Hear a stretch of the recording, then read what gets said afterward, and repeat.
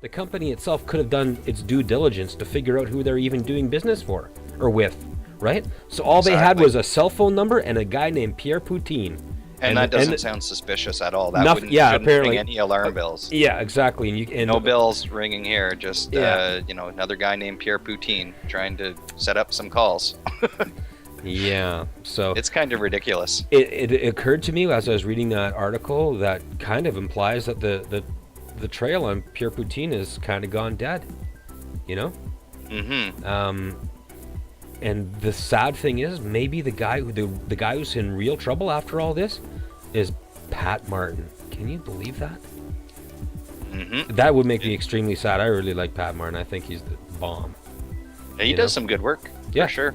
Yeah, well, he won't be saying too much more about Rack 9, will he? I just got to say. Well, here's the thing. When I heard him apologize, I thought, I wonder if that's the right move, you know?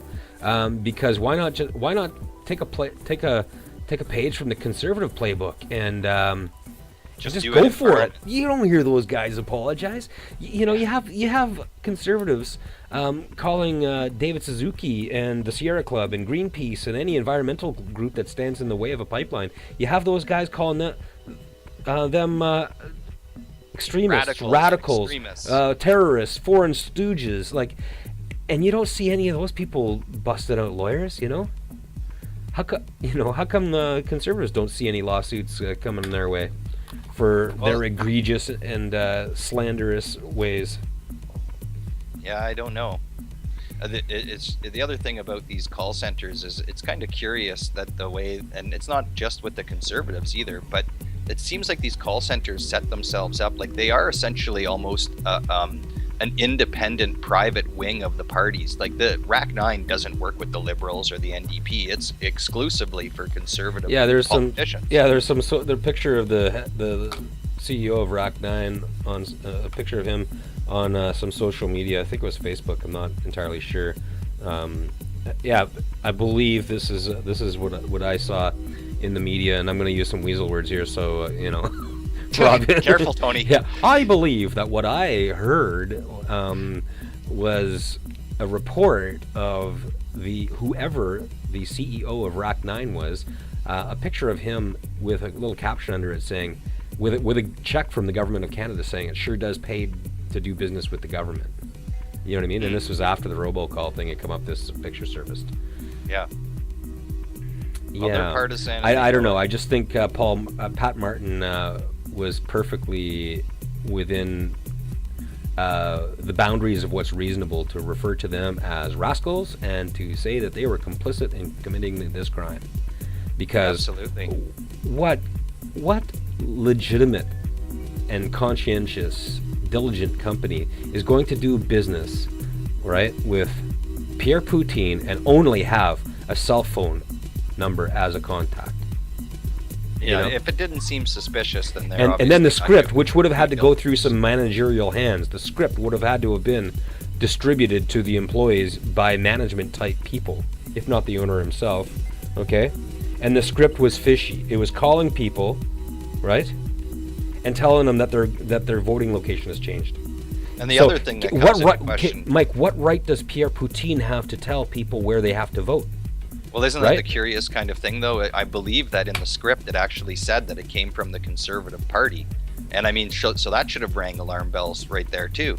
Okay. I think we're on shaky factual ground here. I believe that they said they were calling from Elections Canada. Anyway, I encourage people to do the research on their own. I think we have we're in a murky factual area here. Yeah, we'll have to go back and look at some of those other articles. The point is, Rack 9 was doing business with a guy called Pierre Poutine. And why would a guy named Pierre Poutine have the right to tell people where they're voting? Do you know what I mean?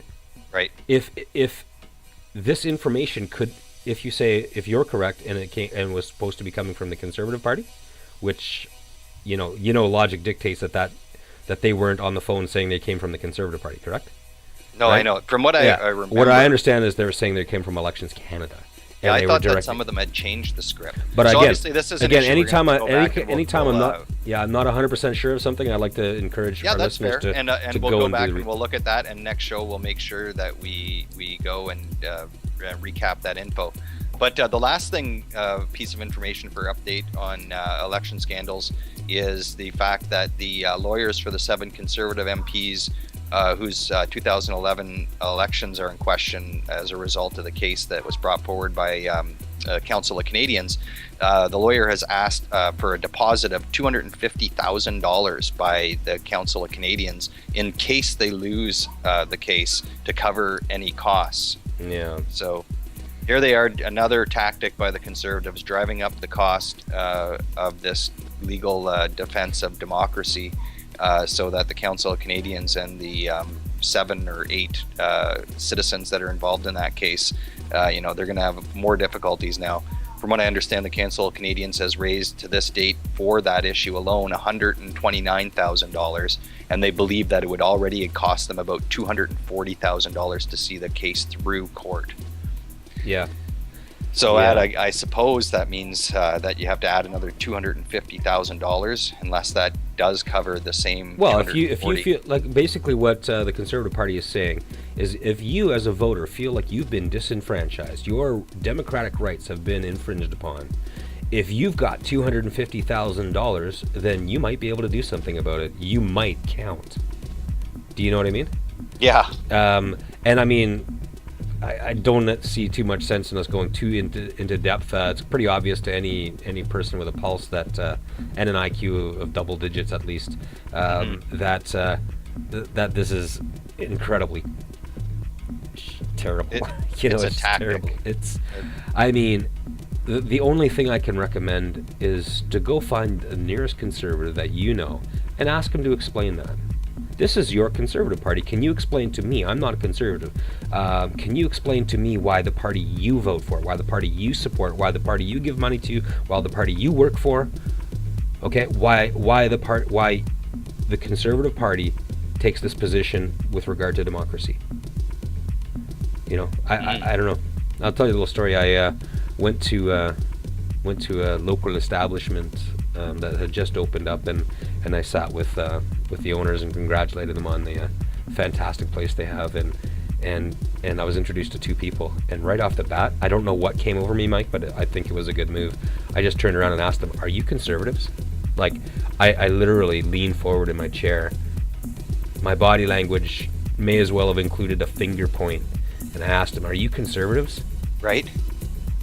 And they like sat back and, no, we're not. Okay, I was like, all right then. Okay, cool. You know? And I thought about, and I kind of laughed, and then the whole, like, the group of us kind of laughed, like, what the hell's that? You know what I mean? And I said, you know what, man? When I meet new people, I want to know right away, where are you politically? Because, you know what? When I meet a Conservative, I'd like to put that person on their heels. I'd like them to do some explaining. Because decent people in this country feel under siege. We feel like our government is under attack, our values are under attack, and we need Conservatives. You don't just go to the polls and cast your ballot and then once every 4 years and then just go on about your fucking personal lives.